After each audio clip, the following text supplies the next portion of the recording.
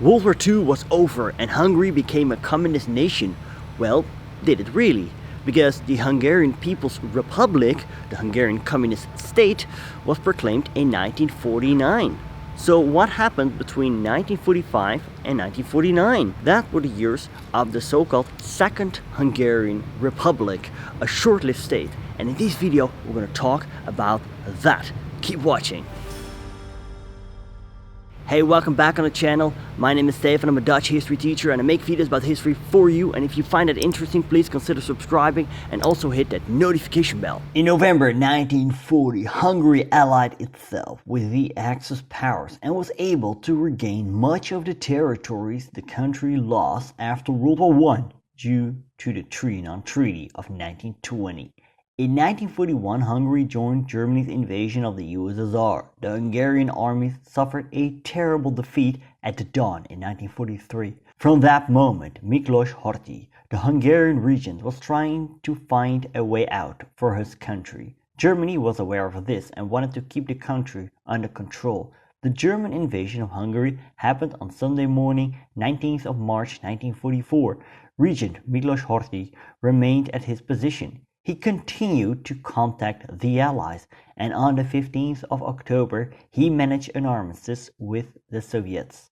The Germans then organized a takeover, named Operation Panzerfaust, carried out by Otto Skorzeny.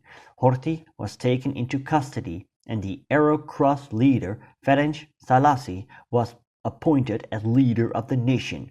By the time Szálasi was appointed, the Red Army was within Hungary's borders. Hungary would go down in flames, which left the capital city Budapest in ruins and large parts of the country destroyed.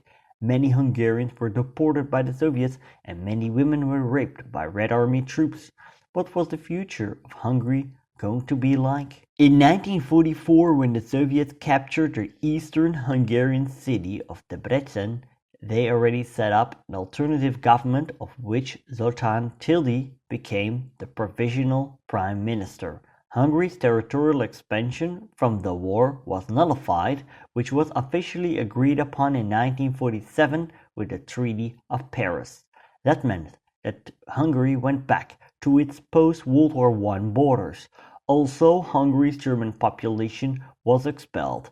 Stalin, of course, favored a gradual process of Sovietization of the Central European states. The rebuilding of his own country was prioritized. Also, because large numbers of Western troops were in Western Europe and he did not want to risk a war against the West. Initially, there was hope among Hungarians. Many believed that once a peace treaty was signed, the Soviets would leave the country and Hungary was free to develop. Reconstruction began soon.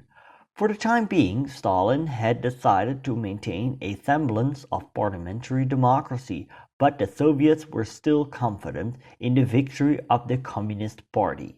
Membership of the party had grown exponentially, and by the time elections were held in November 1945, membership had reached 500,000. In November 1945, elections were held and the Independent Smallholders Party, a center-right peasant party, won 57% of the vote.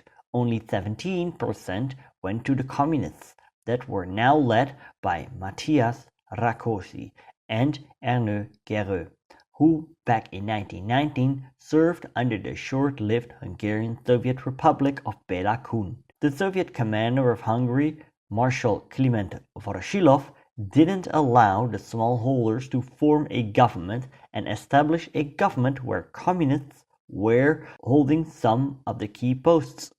Smallholder leader Zoltan Tildy became president, Ferenc prime minister, communist Matthias Rákosi became deputy prime minister, and communist László Rajk became Minister of Interior and established the Security Police, AVO. A year later, this police began arresting the prominent persons of the Smallholders Party and the National Peasant Party. In August 1947, new elections were held. These were relatively free, but little notice was given and several groups were denied suffrage.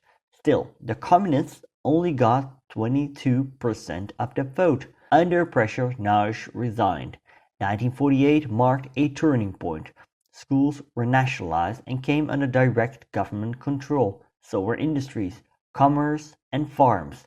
Literature that was deemed anti-Soviet was removed. By early fall of 1948, with the disappearance of the last vestige of pluralism, Hungary, as well as the rest of Eastern Europe, was firmly established in a Soviet-style system. As the coalition moved to a dictatorial state socialist system, a number of opposition leaders fled the country, and others were forced to leave to escape arrest. By the next elections, in May 1949, the Hungarian People's Front, the new Hungarian Communist Party, received 95.6% of the vote. And so, the Hungarian People's Republic was proclaimed, and Hungary would remain communist for several decades. But if you think that the Hungarians were just hapless victims, well, you're wrong. Because in 1956 they rose against the communist authorities. And if you want to learn more about the Hungarian uprising, click right here. And if you want to learn more about other short-lived states in history, click right here. Thank you so much for watching. Don't forget to subscribe. Feel free to support me via Patreon or via PayPal. And see you later.